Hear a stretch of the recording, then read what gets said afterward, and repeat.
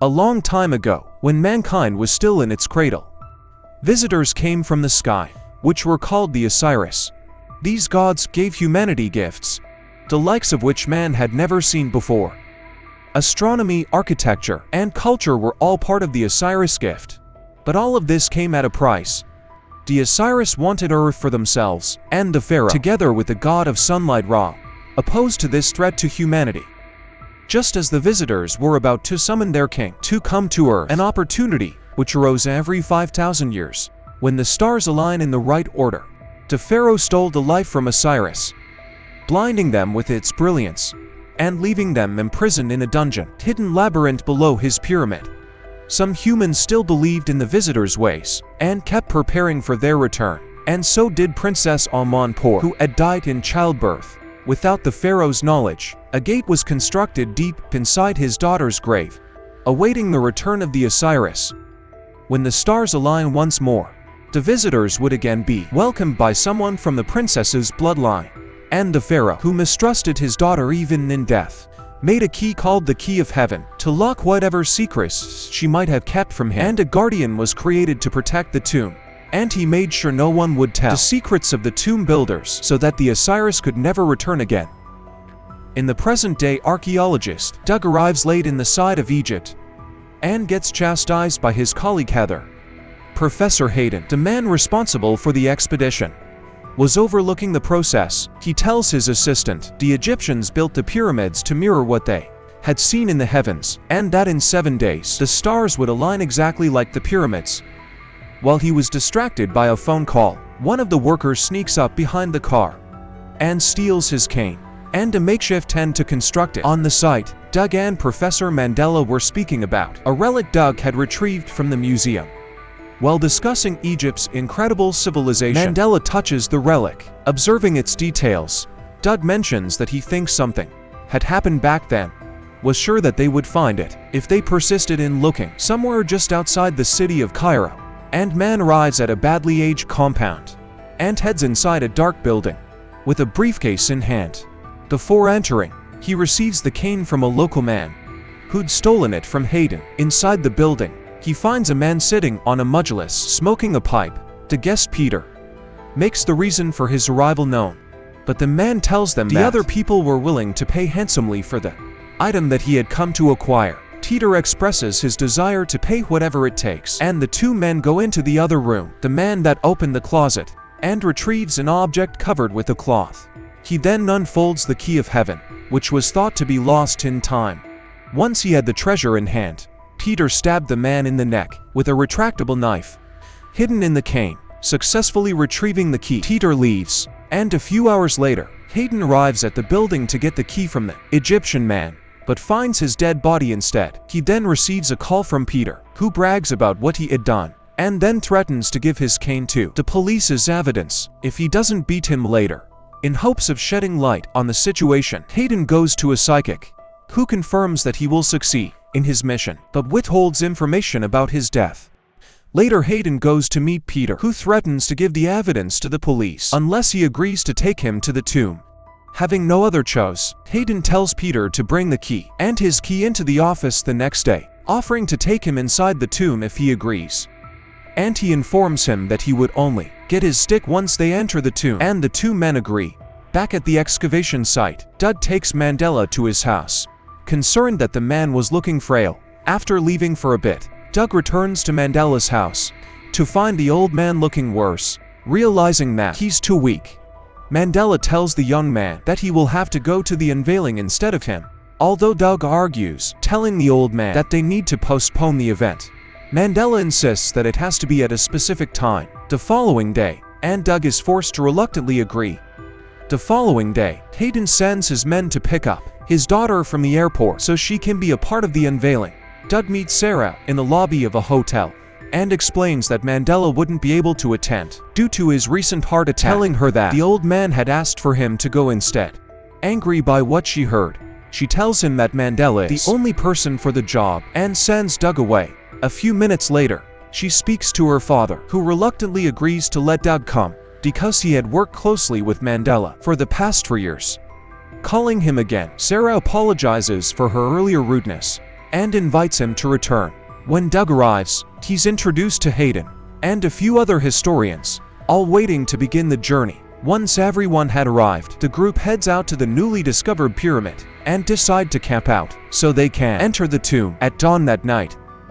While Doug was drinking tea under his tent, Sarah joins him, and they start to have a heartfelt conversation. She tells him that her mom died 10 years ago when she went out of the house to visit the pyramids. She explains that the police had told them that she was robbed and killed for her money, but Sarah had a hard time believing it. Doug expresses his sincerest apologies for her loss, and the two sit together quietly. The following morning, the group was ready to start their expedition and was forced to break through the sealed wall to get inside the tomb.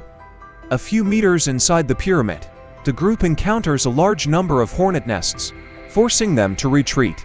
And although the rest escape, one of the hired men dies from hundreds of stings. Choosing another way to avoid the hornet trap, the group arrives at a chamber with a small statue sitting on a large stone. And unfortunately, when Peter touches it, it causes the door to fall on one of the other hired men. And realizing that the only ways to go through, the group persists. As the group dives further into the depths of the pyramid, Doug's keen eye catch a sight of a hidden staircase. A glimmer of hope amidst the darkness.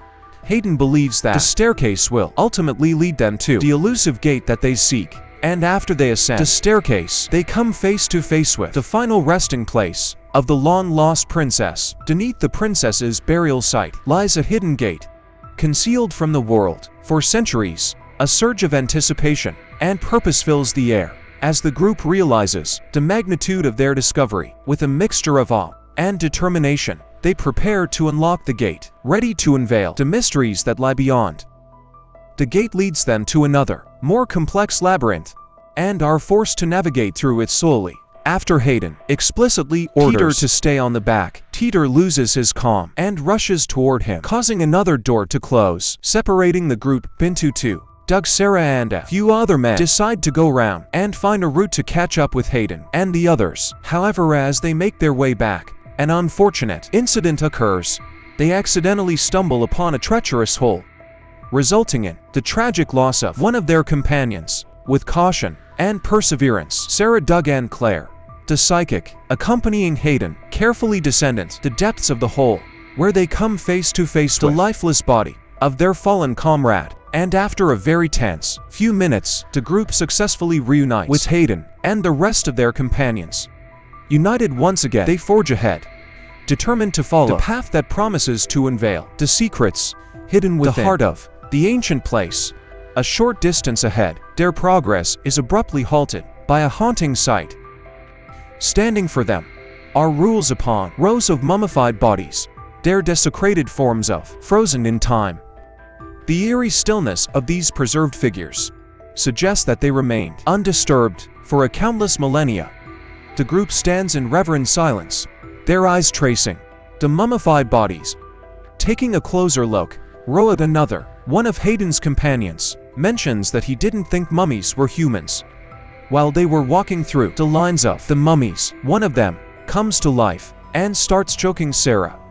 After multiple shots, they manage to free Sarah, though were unable to take down the creature. As the group presses forward, their journey takes a horrifying turn. When the creature, lurking within the depths of the pyramid, strikes with deadly force, the group's guide, Shahid, falls victim to the creature's attack, leaving the rest of the group in a state of shock. With heavy hearts, they manage to escape the clutches of the creature. Their exhausting journey leads them to the long-awaited main tour. However, their hopes are quickly shattered as Hayden, driven by his secret agenda, issues a chilling command. He orders his daughter, who's the key to unlocking the mysteries that lay beyond the door, to step forward. The implication hangs in the air, suggesting that she's not only a vital component of their quest, but also a descendant of the long-dead princess, a bloodline intertwined with the ancient secrets of the pyramid. As they venture deeper into the pyramid, a heartbreaking sight awaits them. An ancient city lies hidden beneath the surface. However, there, all quickly turns to horror as they witness a chilling scene unfolding before their eyes. Hayden commands his henchmen to seize his daughter and forcibly position her upon a throne-like stone chair. Hayden then coldly reveals his sinister plan. He intends to use his daughter's life force, symbolizing by cutting her wrists as a catalyst to resurrect the power deity known as the Osiris. He continues to taunt her, blaming her mother's refusal to comply with his demands as the reason for her untimely demise. Sarah, caught in a nightmare predicament, is forced to confront the saddening truth of her mother's tragic fate. As the pivotal moment arrives and the key is inserted to activate the system, the sleepers awaken from their dormant state. And a desperate bid to protect herself and those she cares about, Sarah seizes the opportunity when Doug faces her from her restraints. With a surge of determination, she swiftly retrieves Doug's gun and fires multiple shots at her dad and her father, now on his knees, blood seeping from his mouth bears the consequences of his actions. Amid this tragic scene, Claire's prophetic vision is fulfilled and emotion is run high as the characters grapple with the aftermath of the shocking turn of events. In a sudden anticlimactic turn of events, the very foundations of the pyramid begin to tremble violently, causing its structure to crumble and collapse. The once mighty pyramid falls to the forces of nature, obliterating the ancient equipment and bringing an abrupt end to the reign of the reawakened gods. Amidst the chaos and destruction, Doug rushes to Sirius' aid, extending a helping hand to free her from the debris and ensure her safety. And their embrace becomes a symbol of the profound connection now forged because of all the stuff that they experienced together. And with that, the movie comes to an end. Subscribe for more videos. Give us your like, comment, and share this video.